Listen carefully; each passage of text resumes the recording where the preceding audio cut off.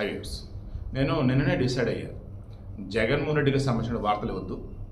ఆయనకి సంబంధించిన ఏ వార్త ఇవ్వాల్సి వచ్చినా అక్కడ దరిద్రం ఉంటుంది.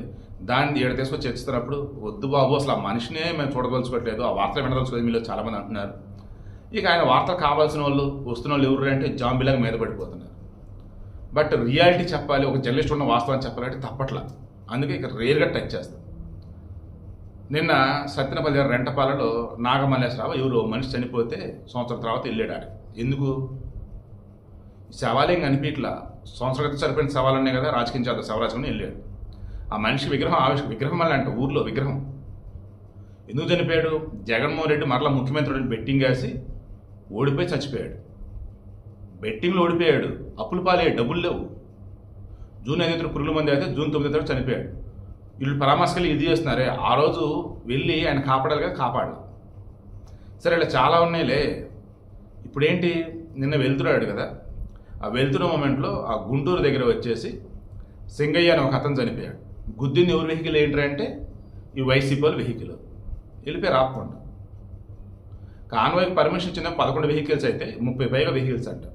100 మంది ఉండాలి రైలు అంటే వేల మంది వచ్చారు. ఎవరు వీళ్ళంటే చెప్పే కదా, నిన్న మొన్న కూడా చెప్పే కదా, మహాభారతంలో కురుక్షేత్ర మహాసంగ్రమంలో కౌరవులు చెడ్డవారని తెలుసు కూడా వారి వైపున సైనికులు ఎక్కువ మంది.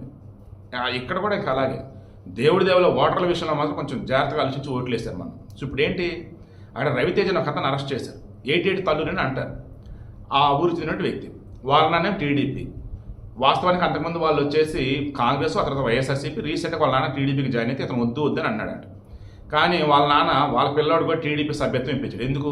ఇన్సూరెన్స్ ఉంది కదా 5 లక్షలు అని చెప్పేసి. టీడీపీ సభ్యత్వం తీసుకుంటే ఇన్సూరెన్స్ 5 లక్షలు ఉంది.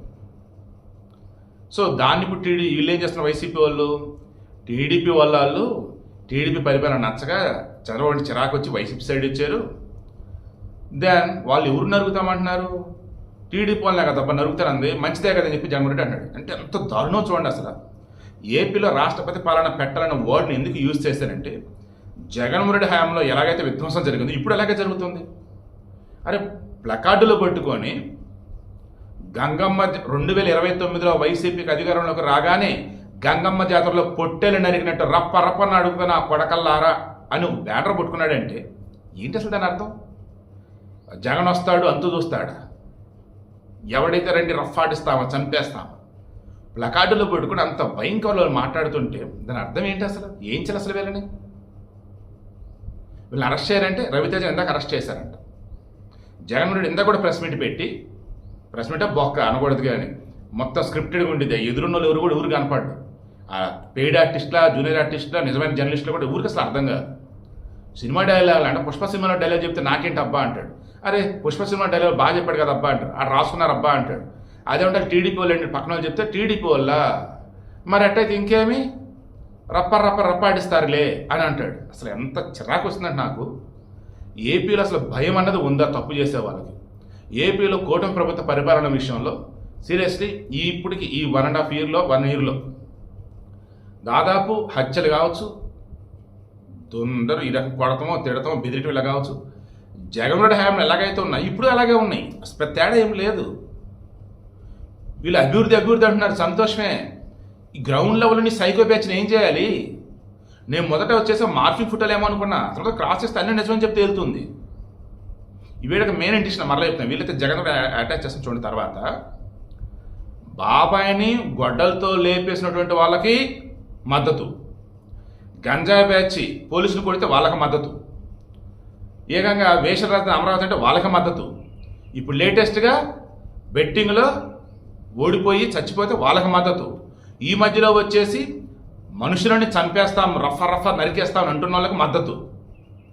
ఈ జగన్మోహన్ రెడ్డికి ఇంకా సపోర్ట్ ఇచ్చేవాళ్ళు ఎవరైతే ఉన్నారో ఎవరు బాబోయ్ మీ కుటుంబం జాగ్రత్త. దయచేసి అమ్మ మీ ఫ్యామిలీస్లో ఎవరైనా మగపిల్లలు కానీ ఆడవాళ్ళు కానీ ఈ జగన్కి సపోర్ట్ ఇస్తున్నా, వైసీపీకి సపోర్ట్ ఇస్తున్నా, దయచేసి మనం ఒకసారి డాటా చూపించి కొంచెం వైసీపీకి జగన్ దూరంగా పెట్టుకోండి.